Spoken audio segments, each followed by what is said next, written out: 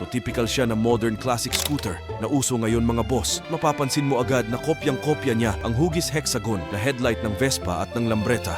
So naka-full LED light na po ito. Kuhang-kuha din po yung kanyang classic footboard design na may nakaumbok na spine at saka yung sa puwetang bahagi ng scooter na parang puwet ng bubuyog ang hugis. Napaka-aerodynamic at classic ang datingan. Maa-appreciate mo talaga siya. Meron itong 149.6cc single-cylinder FI engine, 4-stroke, 2 valves, air-cooled. Ang compression ratio nito ay 10.7:1 and meron itong max power output na aabot ng 11.3 horsepower, 8,000 RPM. Meron naman itong max torque na aabot ng 11.4 Newton meter at 5,500 RPM. 27-liter under-seat storage. Naka-USB ready na rin po ito mga boss. Nasa harap ang access ng fuel cap nito. Ang fuel tank capacity nito ay 5.7 liters. Full digital meter panel na po ito. At naka-double shock absorbers naman ito sa likod.